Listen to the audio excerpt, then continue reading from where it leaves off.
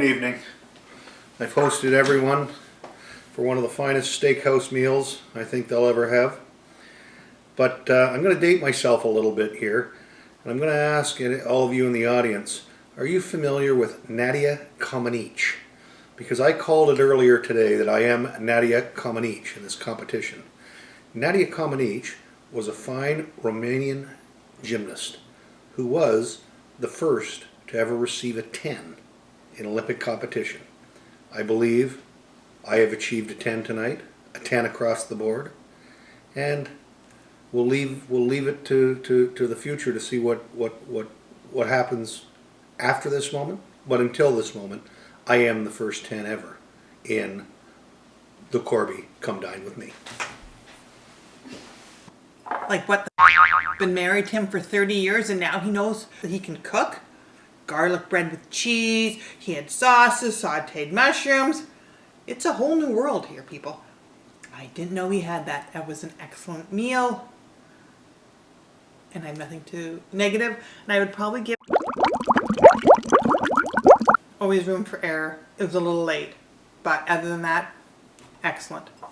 I'm going to call it Night at Sparks Steakhouse because I think it deserves that, first and foremost. And I'm going to dread this. I'm going to dread this talking head because I hate giving him a compliment. Because he's so cocky with everything that he does in life. And, you know, sometimes it's like a dagger shooting into you and you have to actually admit when he did a good job. And so this is going to be tough for me, so bear with me throughout this. The appetizer, I'm not much of a shrimp cocktail person, and tonight I became one. So that, I think, speaks volumes of its own. The idea of tossing the Caesar salad and then throwing the, homemade bacon bits and croutons on top, out of the park. Didn't over sauce, which is people can get guilty of in Caesar salads. To follow with the meal. Now, I know there's going to be some controversial talking heads regarding the filet mignon and how it was prepared. However, that's how I enjoy my steak. And I'm not a steak person, I will admit, I'll be the first one to admit. But that was right up my alley. His garlic mash, he went out on a limb. Before tonight, he had never peeled a potato before. So to jump to such a thing as garlic mash was really out there for him. And he did a really good job. It was creamy, yet still, held that potato-like substance. And he did a really good job. In terms of the mushrooms, and I am a huge mushroom person, probably one of the best sauteed mushrooms I've had, both restaurant and at home. He really knocked it out of the park in that one. The dessert was very nice. I've never had butter pecan ice cream before with frangelico on top. Again, presentation was very, very nice. And so, yeah, it bothers me to say that that's jumped to the lead for me, but it has. You really, really knocked it out of the park, Dad. Way to go. Well, the aesthetic, the ambiance, incredible. Everything a steakhouse should be. The appetizer, great. The wine, great. The dessert, great. The entree had the potential to be great. Potential. But it was dry.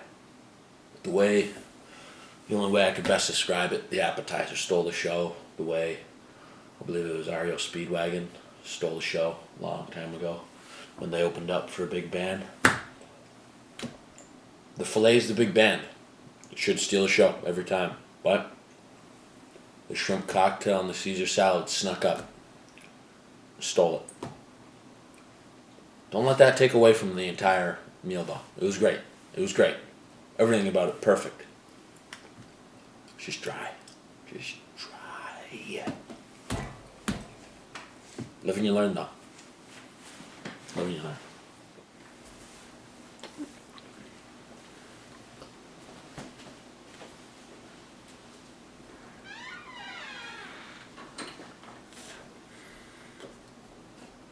Meal 3. Lot of expectation. Still don't know where I sit on it exactly. Mostly these other will get caught up in the flair and the selling and the showmanship that Doug has, as we all know he has. The food, let me tell you right now, nothing to write home about. Guy promised cigars indoors at the dining room table. Where am I right now? Hog's breath. Not complaining. Let me start from moment 0 here. Sit down, Caesar salad, bacon. I'll give the guy credit. Did not expect him to be able to prepare a meal this well. Caesar salad, garlic bread, shrimp cocktail, well done. But I was talking to a couple of my cohorts earlier today, and we don't believe the shrimp cocktail should be included because you buy the cooked shrimp from a store, you buy the cocktail sauce and put it in there. I think it should be redacted from this competition. It's embarrassing. He didn't do anything. He just placed them. Next. This is where it gets sticky. He did an excellent job, as expected, on showmanship. But as we all know, a lot of bull. You've seen the movie Big Fish, you know what I'm getting at. Meat, filet mignon, I couldn't tell if it was a horse's ass or the horse's dick. That meat was so overcooked, it was embarrassing. It was stringy and chewy. I looked across from the table, looking at my brother, and he was giggling. And that's not a good giggle. He was pulling stringy pieces like it was straw with fucking teeth. It was ridiculous. It was embarrassing. Awful piece of meat. But Heather and Becca liked it because they don't know shit. They like their chicken and salmon. They're vegetarians, whatever you want, pescatarians, whatever you want to call them. Mashed potatoes. Good. If I was eating at Denny's. Mashed potatoes, that was like a mashed potato you'd serve at an all-you-can-eat buffet at Caesar's Palace from 9 a.m. to midnight. It was tasty, wasn't the right consistency. I felt like I was literally eating through drywall. Mushrooms, the saving grace in his dish. His mushrooms were some of the best I've had. I've been to a couple steakhouses, I'm not going to brag here, but you know, Sparks, Napoleon, Shakespeare's, whatever. They were good. They were good. I didn't hate them. I really enjoyed them, actually, as much as I want to admit.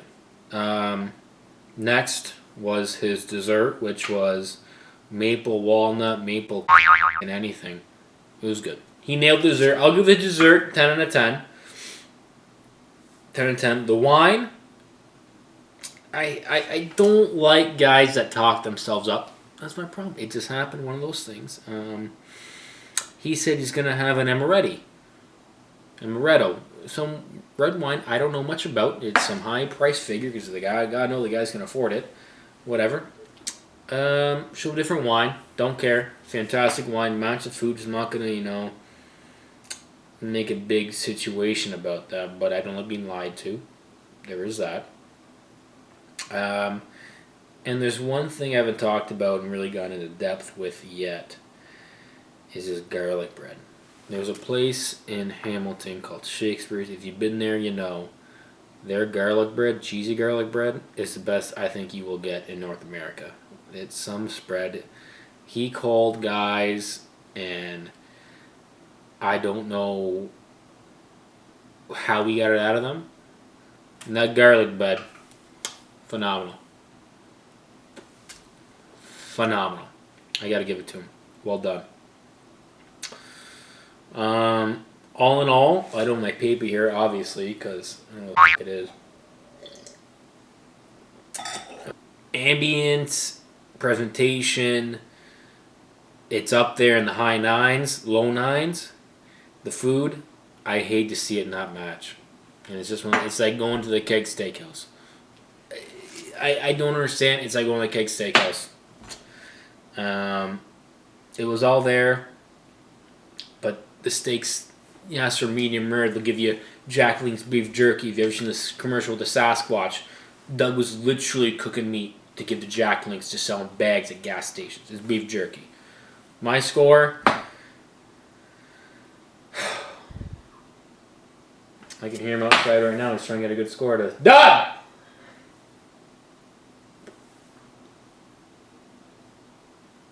Don't tell him this. I'm going to give him... I want him to know he lost a lot of marks on the meat and the mashed potatoes. And that's it. Goodbye. Was anyone gonna get me any food around here? Mom? Doug? Anyone? I knew I'd wear them down. See you tomorrow.